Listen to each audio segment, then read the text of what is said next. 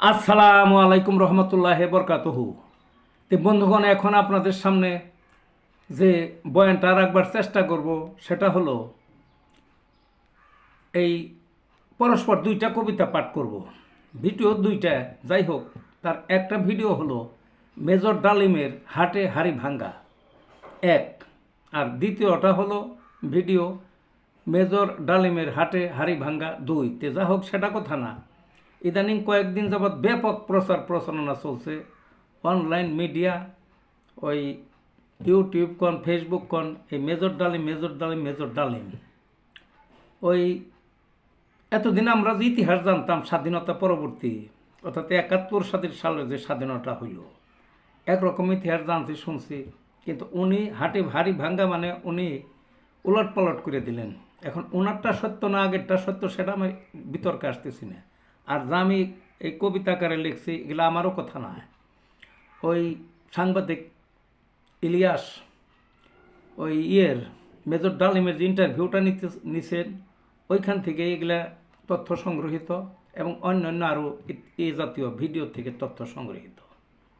তে মেজর ডালিমের সব যে ভুল কথা তা না, কিছু আছে সত্যর পাল্লা ওনার দিকেই বেশি। কারণ এতদিন একটা প্রচার ছিল যে ৩০ লক্ষ মানুষ মারা গেছিল ওই স্বাধীনতার যুদ্ধে, কিন্তু আমি ওই সময় ছিলাম, এগুলো সব দেখছি, আমার কোনো দিনই বিশ্বাস হয় নাই। কারণ ৩০ লক্ষ তখন মানুষই ছিল সারা পূর্ব পাকিস্তানে ৭.৫ লক্ষ, সরি ৭.৫ কোটি। ৭.৫ কোটির মধ্যে যদি ৩০ লক্ষ মরে, তাহলে তো প্রত্যেকটা গ্রামে ২-৪০০ করে মরার কথা, তবে না ৩০ লক্ষ হবে। কিন্তু আপনারা দেখেন বাস্তবে, বা আমার নিজের সেই সময় দেখা বিভিন্ন জায়গায়, ওই গ্রামে কেন বহু ইউনিয়নেও ২-৪ জনের বেশি পাওয়া যাবে না, বা বহু ইউনিয়ন আছে একজনও পাওয়া যাবে না মৃতের সংখ্যা ওই সময়। তাইলে এটা হয় কেমনে? এই ৩ লক্ষই তো তাই বেশি। এটা তো কেউ কোনো সঠিক তথ্য না। কাজেই পাল্লা মেজর ডালিমের দিকে ভারী। তো যা হোক, আমার কবিতা আমি শুরু করি।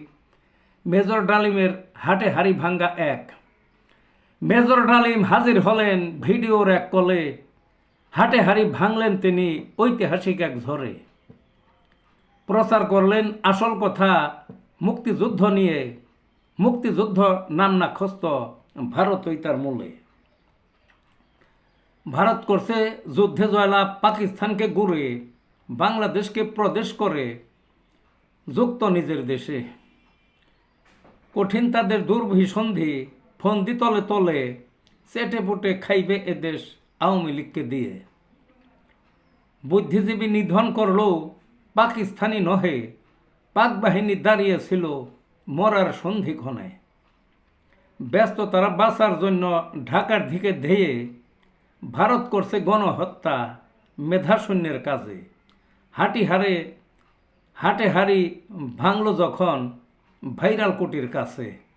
এই ছিল বন্ধুগণ কবিতাটা। ভালো থাকুন।